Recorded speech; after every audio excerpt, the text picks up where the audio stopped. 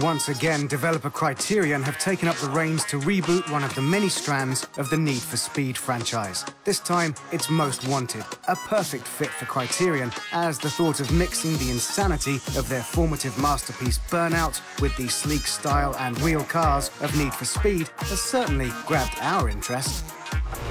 Welcome to the city of Fairhaven, home to the most intense street racing on the planet. This is an important game, not just for Need for Speed fans, but for Criterion. Taking stewardship of the series back from EA Black Box after The Run, they have created a game which is ambitious to say the least, although you wouldn't know from its premise. You are, as we've seen time and time again, a young street racer trying to make a name for yourself in the world of underground street racing. To be the best, you have to earn speed points to climb the ladder and take on and beat the top 10 street racers in the world.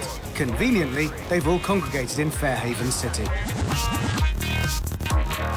This is the massive open world that you inhabit. Dotted around the city are races, challenges, pursuits, ambushes, jumps, gates, and signs to smash, and speed cameras to blast past. All these earn you those all-important speed points.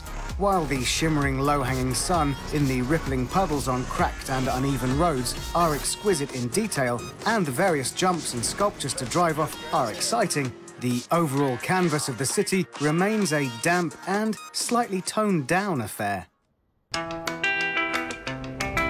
The main objective of the game is to become the most wanted. Stopping you from doing so are the top 10 drivers in the world, piloting some of the world's finest vehicles, past and present. One particular highlight is the inclusion of the legendary Lamborghini Countach. We see the Murcielago and Gallardo taking up screen time on so many games. To bring back the famously untamable wedge is a delight, especially if you drive through a garage and make it lime green. The drivers you'll be competing against offer up a challenge not just with their speed, but their aggression. No one, not even the normal AI drivers during regular races, will make it easy for you. Each event is also preceded by often abstract and strange cutscenes. You may find something amazing like the line-drawing graphic to reveal the beautiful Alfa Romeo concept car in the first Most Wanted challenge, or you may find police cars clinging to walls like spiders waiting to ambush you. The most conceptual scenes take away from the quality of the product and show up this game's only real issue, its lack of direction. There's so much going on that the game has difficulty maintaining a single artistic direction.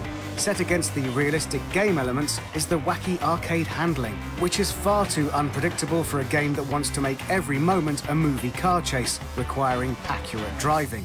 The autolog and leaderboards create the kind of competition that would suit a simulation experience rather than one where essentially the fastest car wins.